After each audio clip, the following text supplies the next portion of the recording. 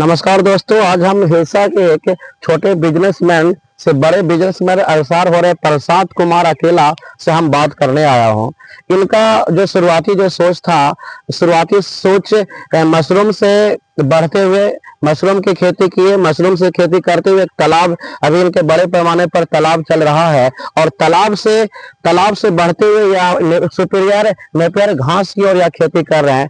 तो आज इनसे हम बात करते हैं कि इनकी जो लगातार बिजनेस का सिलसिला बढ़ते जा रही है, इसका पीछे के कारण क्या है और ये जो घास की खेती लगभग 4 से 5 बीघे में कर रहे हैं, इससे होने वाली प्रॉफिट क्या है और यह घास जो कर रहे हैं इनकी सुझाव देने वाले कौन थे और यह खेती छोड़कर खासकर घास की खेती करना इनको कैसे अच्छा लगा, हम इनसे बात करते हैं।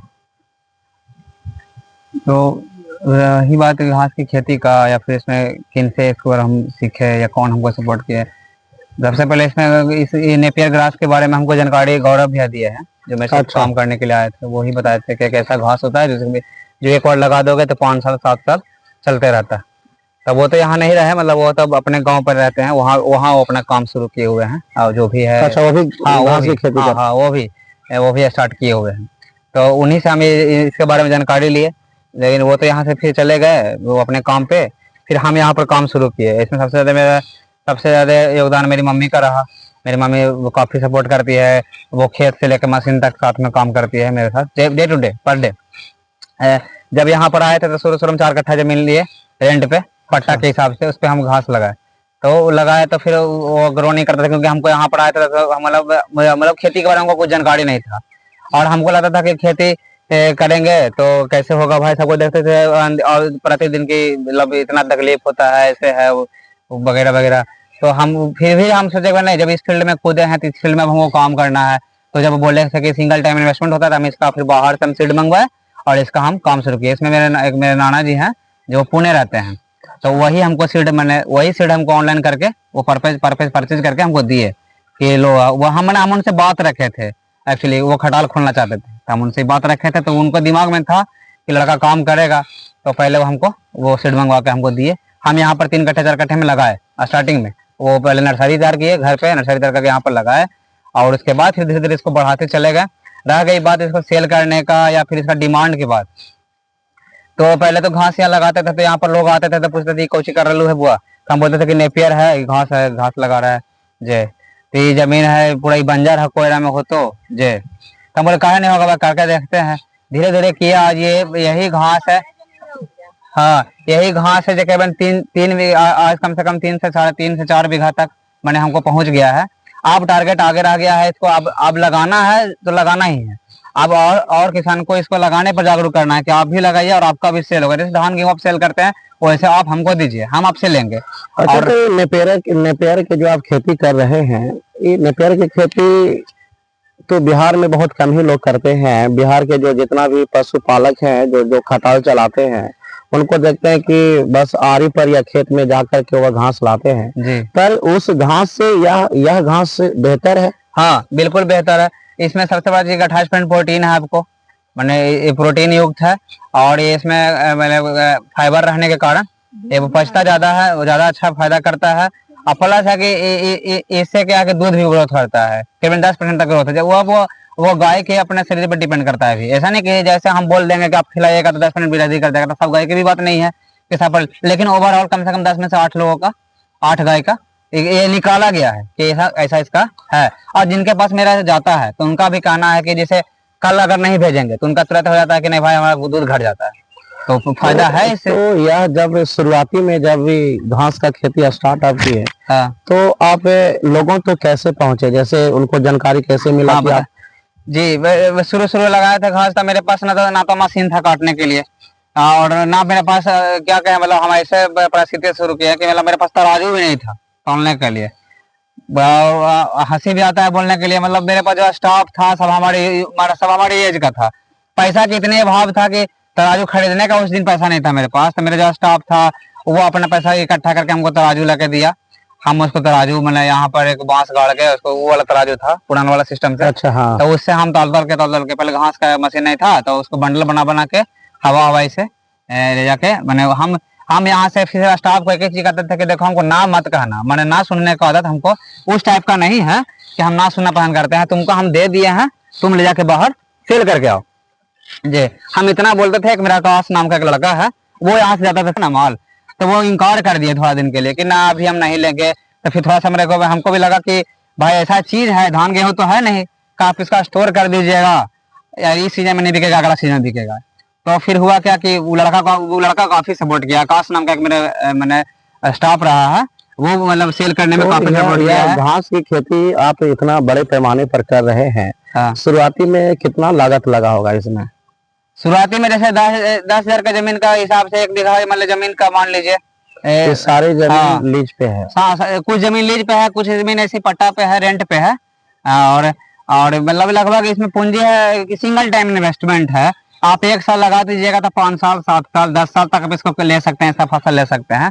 और तो इस घास में मतलब पटवन भी करना पड़ता होगा? इसका है कि पानी से इसका कोई प्रभाव नहीं, पानी से इसका कोई परहेज नहीं है। एक होता है ना कि जैसे पानी बढ़ गया तो भाई घास नहीं टिकेगा, खेत में खत्म हो जाएगा या फिर गल जाएगा, लेकिन ऐसा कोई नहीं है। अभी कुछ देर में आपको हम दिखाएंगे कुछ कुछ खेत जो पानी में डूबा हुआ है, उसी में कट रहा है, उसी में ग्रोथ भी ले रही है। ये ऐसा घास है। तो मैंने इस फील्ड में तो काफी स्ट्रगल हुआ। जैसे होता क्या था कि जैसे अब कभी मेरे पास माल है तो शुरू बिकता था 5 दिन से शुरू हुआ था, 5 दिन चला, फिर नागा हो गया, काफी 10 दिन नागा हो गया, 15 दिन नागा हो जाता था, काफी कम जगह में लगा हुआ था। फिर 15 दिन हुआ, फिर 25 दिन हुआ, फिर लगातार फिर लगा 2 महीना चला, फिर ब्लॉकेज कर गया, मैंने काम बंद हो गया। फिर लेकिन जब हमको शुरू लगातार करते रहे तो आज है क्या अवेलेबल पिछले 6-7 महीना से रेगुलर हमको काम चल रहा है। और दूसरी बात है कि प्रोडक्शन की बात है और डिमांड की बात है। डिमांड काफी है, वैसा नहीं है कि डिमांड नहीं है, लेकिन डिमांड पूरा में कैमरा घुमा, डिमांड बनाने से किसी चीज का मार्केट बनता है। आज हम लोग चावल खा रहे हैं या फिर किसी भी चीज को खाते हैं या फिर चावल खा रहे हैं या रोटी खा रहे हैं, उसको डिमांड नहीं बनाया, उसी तरह इसको भी डिमांड थोड़ा सा मार्केट में स्ट्रगल करना पड़ता है भाई, लोगों को समझाना पड़ता है।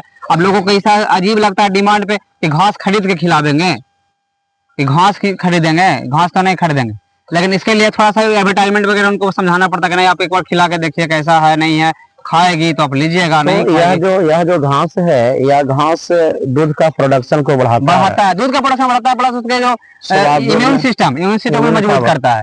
जब उसका शरीर स्वस्थ नहीं रहेगा तो दूध बढ़ेगा, आपको काफी तरह की बीमारी पकड़ेगा। और जब हरा चारा, जैसे इंसान के लिए हरा सब्जी जरूरत है, आप मीट मछली भले साल भर नहीं खाइए, उस सबको कोई इफेक्ट नहीं पड़ेगा शरीर पे, लेकिन आप हरा सब्जी अगर 1 महीना भी आप नहीं खाइएगा, आपका इफेक्ट तुरंत आपको दिखने को मिल जाएगा। आज जानवर में क्या है, बांझपन का शिकार हो जाता है, इतना अनाज उसको दिया जाता है दूध का प्रोडक्शन के लिए, और उसको प्रकृति से काफी दूर है। तो प्रकृति से, नेचर से जब काफी दूर हो जाएगा तो तरह तरह की बीमारी पकड़ेगा, बांझपन के शिकार होगी। और जब उसको प्राकृतिक भोजन मिलेगा तो कहाँ से उस टाइप का उस तरीका का उसका एक्टिविटी होगी। तो हम आपसे ये पूछना चाहते हैं कि यह जो आप खेती कर रहे हैं, 4 बीघा में कर रहे हैं घास की खेती जी, और घास की खेती से जो घास कटता है, हाँ, वो घास अभी कौन कौन क्षेत्र में आपका जा रहा है? घास में जाता है, हिलसा जाता है, कंगड़सरा जाता है, और कंगड़सरा से आगे मिल्की पर है। तो आप घास का सेल कैसे करते होंगे? घास का सेल करते हैं यहाँ से, जैसे यहाँ से कटेगा, उधर दिखा दीजिए थोड़ा सा, वो यहाँ पर कटता है, यहाँ पर काट रहे हैं, और कटिंग होके फिर ये हवा पे जाता है मशीन पे, और मशीन पर से काटने के बाद फिर ये पैकिंग होता है, वो छोटा छोटा बोरा में, फिर वहां से फिर हवा इसी जाता है कस्टमर के पास, सेल होता है।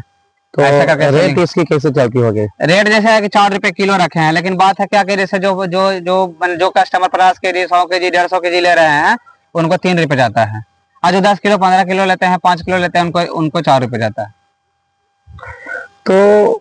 तो भाइयों, हम गाड़ी का इस फील्ड में सबसे देखिए, इसमें सबसे बड़ा चीज है टाइम मैनेजमेंट।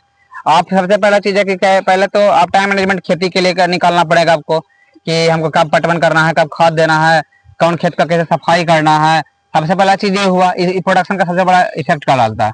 दूसरा चीज है कि समय से उसको कटना चाहिए, और समय से आप माल करके समय तक कस्टमर तक पहुंचाइए। अगर समय से नहीं पहुंचाइएगा, वो समय से नहीं खिलाएगा, उसका दूध नहीं बढ़ेगा, आपको फिर काम बंद हो जाएगा। सबसे बड़ा टाइम का मैनेजमेंट बहुत ज्यादा है। तो किसान भाइयों, बहुत सारे किसान कहते हैं कि खेती में कमाई का कोई सोर्स नहीं है, पर आज प्रशांत कुमार से किसान को सीख मिलना चाहिए कि बहुत ही कम उम्र होते हुए भी एक जज्बा के साथ आसमान पे लगातार सीढ़ियां बनाते जा रहे हैं। और हम इसको चाह रहे हैं कि मतलब यहाँ सेल होता है, मतलब अभी एक अंगरसराय है और हिलसा, 2 जगह हमारा सेल होता है। इसको इस्लामपुर तक हम मतलब टारगेट रखेंगे, इस्लामपुर तक जाएगा। फिर इस्लामपुर और बिहार शरीफ, बिहार से में हमारे 2-3 कस्टमर से बात हो चुका है लेने के लिए, लेकिन मेरे पास प्रोडक्शन नहीं है, इसलिए वहां पर भेजने के लिए हम तैयार नहीं है। तो बड़े क्षेत्र हाँ, है उसमें। जी, तो उसके लिए सोचा कि और भी किसान को जोड़ लेंगे, जैसे जो जो बरसिम लगाते हैं, जो झलरा लगाते हैं, तो उनको कहेंगे आप एक घास लगाइए। जब सिर्फ घास ही का आप भी खेती करते हैं जानवर के लिए, अपने जानवर के लिए, तो आप ऐसा कहा नहीं कि कॉमर्शियल ही कीजिए, आप अपने भी खिलाइए और अगर बच जाए तो उसको सेल कर दीजिए। आप हमारे कंपनी से कॉन्टैक्ट, हम कॉन्टैक्ट बेसिस पे फार्मिंग करना चाहते हैं, आप हमारे से कॉन्टैक्ट ले लीजिए, हम कॉन्टैक्ट लेते हैं। आप खेती करने के लीजिए, आपसे सेल करने के लेते हैं और हम उसको तो सेलिंग करेंगे। जिन किसान भाइयों को लगता है कि खेती में कोई कमाई नहीं है, तो सीख लेना चाहिए प्रशांत कुमार से, जो एकदम लगातार जज्बा के साथ लगातार आगे बढ़ रहे हैं।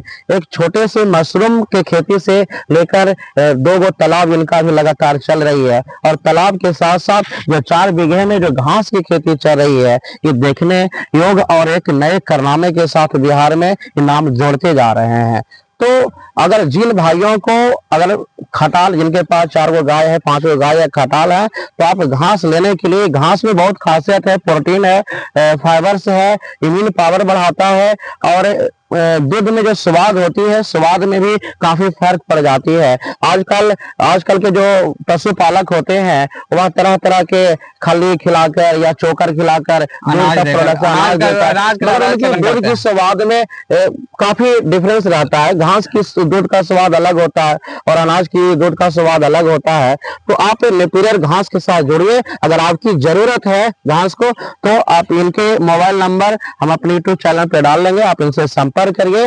और अगर आपको भी ऐसी खेती करनी है, खेती के साथ घास के साथ कमाई करनी है, तो आप इन भाइयों से आके मिलिए और अपने खेती को एक बड़े मुनाफे के साथ करने का प्रयास करें। धन्यवाद दोस्तों।